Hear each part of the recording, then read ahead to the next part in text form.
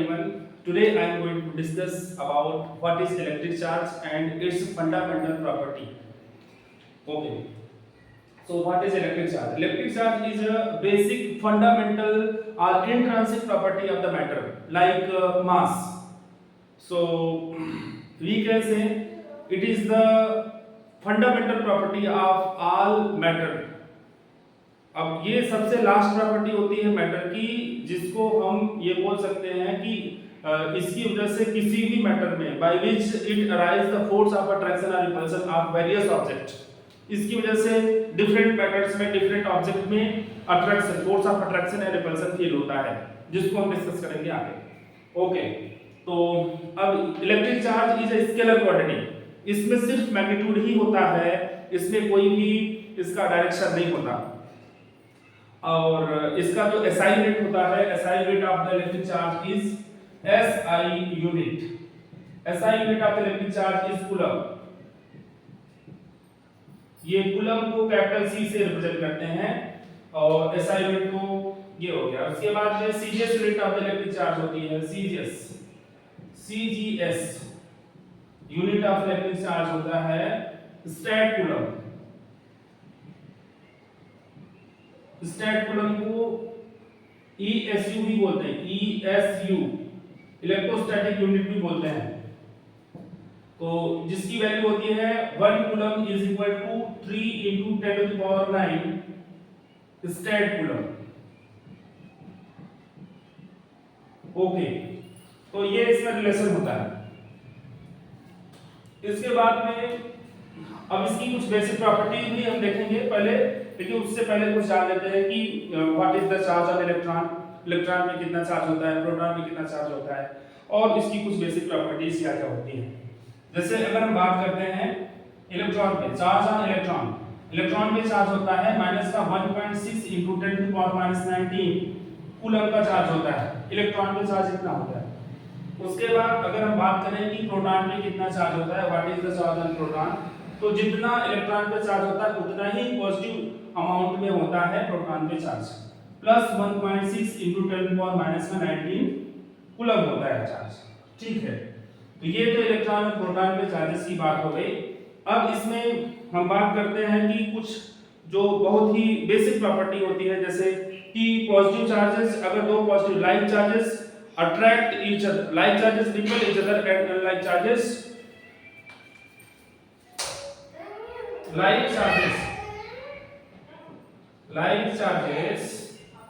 repel each other. अब इसकी बात समझो पहले. यहां पर क्या, अगर दो पॉजिटिव चार्ज हैं तो इनमें रिपल्सन होगा, अगर दो नेगेटिव चार्ज भी हैं तो इनमें भी रिपल्सन होगा. लेकिन अगर दो अपोजिट काइंड के चार्ज हैं, जैसे कि यहाँ पर एक प्लस है दूसरा माइनस है, तो इनके बीच में क्या होगा, अट्रैक्शन होगा. तो हम कह सकते हैं like charges repel each other and unlike charges attract each other. तो ये तो बहुत ही बेसिक बातें हो गई चार्जेस के बारे में. अब इसकी जो फंडामेंटल 3 प्रॉपर्टीज होती है उसको हम जानते हैं. इसलिए क्या होती है उसको जरा समझते हैं.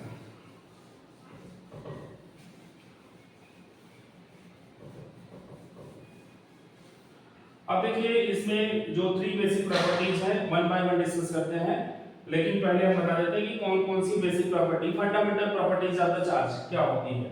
इसमें पहला होता है आपका एडिटिविटी ऑफ इलेक्ट्रिक चार्ज.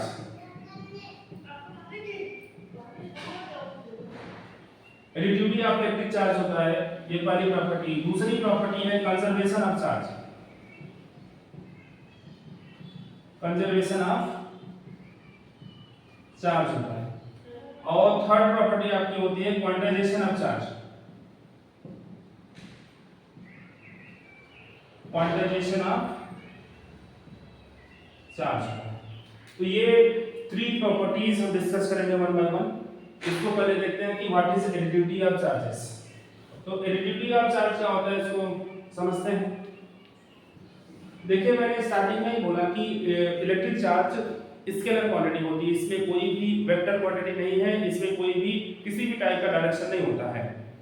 तो according to additivity of charges we can the net charge can be expressed as the algebraic sum of individual charges। तो इसमें जरा समझिए, suppose this is the system, ये कोई एक सिस्टम है। अब इसमें डिफरेंट काइंड के इलेक्ट्रिक चार्जेस डिस्ट्रीब्यूटेड है, रैंडमली डिस्ट्रीब्यूट है, Q1 Q2 Q3 Q4 and so on Qn है।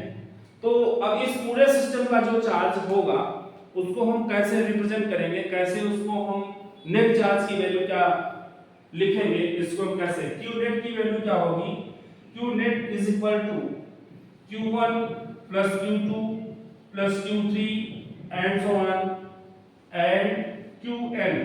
तो हम ये कह सकते हैं कि जितने भी इसमें चार्जेस होंगे उसको डायरेक्ट ऐड कर देना है, बस उसमें कोई भी डायरेक्शन वगैरह कुछ नहीं लेना है, सिर्फ आपको ऐड ही करना है।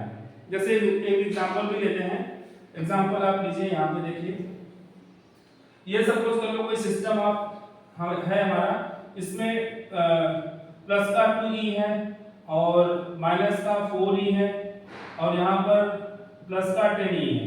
अब प्लस का 2e का मतलब है 2 प्रोटॉन यहाँ पे हैं और यहाँ पर माइनस 4e का मतलब कि 4 इलेक्ट्रॉन है। उसके बाद में प्लस का 10e है, इसका मतलब कि 10 प्रोटॉन यहाँ पे है। तो सबको अगर नेट चार्ज की वैल्यू हमको फाइंड करनी इस पूरे सिस्टम में, तो क्या करेंगे, Q नेट की वैल्यू जो होगी Q net is equal to algebraic sum of the individual charges, मतलब इंडिविजुअल चार्जेस को हम सिर्फ समेशन करेंगे, उसका एडिशन करेंगे इंडिविजुअल, उसमें वेक्टर क्वांटिटी है नहीं इसलिए डायरेक्शन को नहीं देखेंगे। तो यहाँ पर क्या हो जाएगा, प्लस का 2e और यहाँ पर प्लस माइनस का 4e और प्लस आपका 10e है।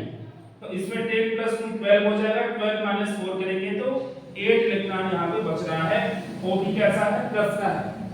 प्लस का 8 इलेक्ट्रॉन मतलब ऐसा है कि हमारे पास में 8 प्रोटॉन बच रहे हैं। तो ये हमारा आ जाएगा net charge on the system. ठीक है, तो एलिजिबिलिटी ऑफ चार्जेस क्लियर हो गया कि इसमें आपको सिर्फ ये देखना है कि जितने भी चार्जेस हैं उनको केवल अलजेब्रिक सम कर देना है, वेक्टर का ध्यान नहीं देना है। ठीक है, ये तो फर्स्ट प्रॉपर्टी हो गई। उसके बाद में नेक्स्ट प्रॉपर्टी की बात करते हैं जो कि है conservation of charge. Conservation of charge समझिए, second property conservation of charge. अब ये क्या होता है इसको भी जरा समझिए, what is conservation of charge. तो कंजर्वेशन ऑफ चार्ज का मतलब होता है charge can neither be created nor be destroyed, we can just transfer one body to another body, one atom to another atom, ऐसा ही हो सकता है। मतलब कि हम चार्ज को न तो क्रिएट कर सकते हैं और ना ही उसको डिस्ट्रॉय कर सकते हैं, ना तो उसको खत्म कर सकते हैं। हम केवल एक बॉडी से दूसरे बॉडी में ट्रांसफर कर सकते हैं या फिर एक एटम से दूसरे एटम में ट्रांसफर कर सकते हैं। अब इसको जरा एग्जांपल के माध्यम से समझते हैं। अब सपोज कर लो हमारे पास में एक ग्लास की रॉड है, ये ग्लास की रॉड है, ये सपोज कर लो ये ग्लास है। अब ये रॉड के जैसा बना लेते हैं इसको, ये सपोज ग्लास रॉड है, ठीक है। अब ग्लास रॉड है, अब देखिए इसके बाद में यहां पर सिल्क है, ये हमारा सिल्क है, ये क्या है, ग्लास है। अब देखिए ये दोनों ही अभी इनिशियल कंडीशन में इन पर चार्ज कितना है, 0 है। चार्ज तो 0 है लेकिन इंडिविजुअल चार्ज 0 नहीं होता। जैसे नेट चार्ज इस पर 0 है, सपोज कर लो इसमें जितने भी पॉजिटिव चार्ज हैं उतने ही नेगेटिव चार्जेस हैं। सपोज इसमें 4 पॉजिटिव है तो 4 नेगेटिव है। तो ये इनिशियली कभी क्या है, न्यूट्रल कंडीशन में है और न्यूट्रल पे क्या होता है कि नेट चार्ज 0 होता है। वैसे यहां पर भी आप सपोज कर लो कि इसमें 4 पॉजिटिव चार्ज है और 4 नेगेटिव चार्जेस हैं। अब इनको क्या किया जाएगा कि हम चार्जेस को देखिए, अभी जितने चार्ज इसमें है नेट चार्ज तो 0 ही है, तो करेंगे क्या इसमें, देखिए इसका ये कंजर्वेशन का मतलब है कि चार्ज जितना पहले था उतना बाद में भी रहेगा, वो कंजर्व रहेगा, वो कांस्टेंट रहेगा, वो वेरी नहीं होगा। तो हम चार्ज को क्रिएट नहीं करेंगे, चार्ज जितना भी था उतना ही रहेगा और ना तो उसको खत्म ही करेंगे। अब देखिए जरा इसमें कि इसमें जितना भी नेगेटिव चार्ज है, यहां पर हमारे पास में सपोज कर लो यहां से एक इलेक्ट्रॉन इस पे गया, अगर इसको हम ट्रांसफर कर रहे हैं, एक इलेक्ट्रॉन इस पे गया तो अब ये इलेक्ट्रॉन यहां से चला गया। अब इसमें क्या होगा कि अब आप देखिए यहाँ से चला गया इसमें, अब इसमें आप देखो कि कितने नेगेटिव चार्जेस हो गए, यहाँ पर 4 था पहले, एक आ गया इसमें, तो 5 नेगेटिव चार्ज हो गया। और इसमें कितने पॉजिटिव चार्ज है, 4 पॉजिटिव चार्ज है। तो एक्सेस में कौन है, एक्सेस में तो नेगेटिव चार्ज ही है, तो नेगेटिव चार्ज है तो इसमें क्या हो जाएगा कि ये कैसा हो गया, नेगेटिवली चार्ज हो गया, ये हमारा सिर्फ कैसा चार्ज हो गया, नेगेटिवली चार्ज हो गया। अब ये क्रॉस रॉड से जो नेगेटिव ये इलेक्ट्रॉन जो ट्रांसफर हुए, तो इसमें एक्सेस में क्या हो गया, अभी आप देख रहे हैं कि इसमें 4 प्रोटॉन है और यहाँ पर कितने 3 इलेक्ट्रॉन है। तो एक्सेस में अभी कौन है, प्रोटॉन है, मतलब पॉजिटिव चार्ज एक्सेस में है, तो क्या हो जाएगा, यहाँ पर एक्सेस में हमारा प्रोटॉन है, तो ये पॉजिटिवली चार्ज हो जाएगा। अब इस तरह से आप देखते हो कि इनिशियल कंडीशन में दोनों पे कोई चार्ज नहीं था, लेकिन अभी जैसे ही हमने इसको इलेक्ट्रॉन को ट्रांसफर किया, तो ट्रांसफर करने पे इस पे पॉजिटिव चार्ज आ गया, इस पे नेगेटिव चार्ज आ गया। लेकिन अगर फिर भी हम देखें ऑल ओवर अगर देखें, तो इसको जब हम टोटल सम करेंगे तो इसमें फिर से हमारा जो न्यूट्रल कंडीशन में जितना था चार्ज उतना ही आएगा, 0 चार्ज था 0 ही आएगा।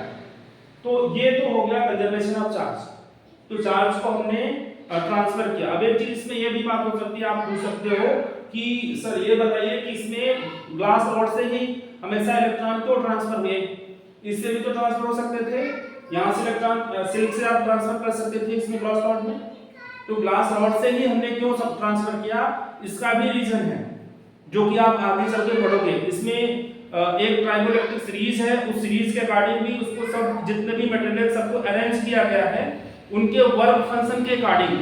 अब ये वर्क फंक्शन क्या होता है, वर्क फंक्शन को हम आगे चल के डिस्कस करेंगे नेक्स्ट चैप्टर में।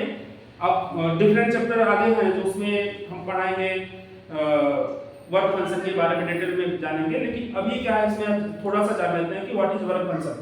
Work function is the minimum amount of energy which liberate the electron from the metal surface. मतलब वर्क फंक्शन एक बहुत ही ऐसी एनर्जी है, मिनिमम अमाउंट ऑफ एनर्जी जिसकी वजह से केवल एक इलेक्ट्रॉन इमिट हो सके, इतनी एनर्जी उसको रिक्वायर होती है, वही का वर्क फंक्शन होता है।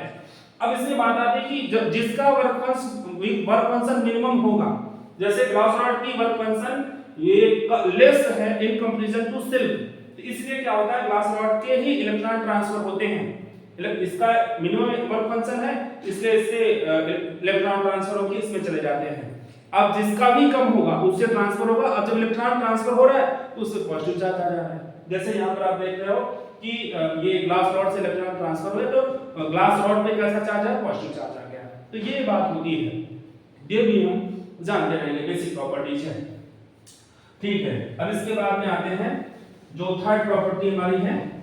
थर्ड प्रॉपर्टी क्या है, quantization of charge.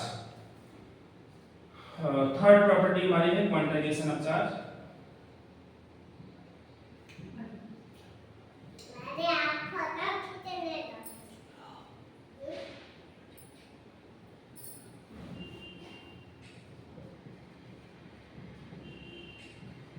Quantization of charge. अब ये क्वांटाइजेशन ऑफ चार्ज क्या होता है इसको जरा समझिए। एक्चुअली जो क्वांटा का जो सीधा सा सिंपल सा जो मीनिंग होता है उसका होता है बंडल या फिर पैकेट। तो इसमें इसका ये मतलब है कि जैसे अभी हमने एडिटिविटी ऑफ चार्जेस में देखा कि किसी भी सिस्टम ऑफ चार्ज को जो टोटल जो सम होता है उसी को हम नेट चार्ज बोलते हैं।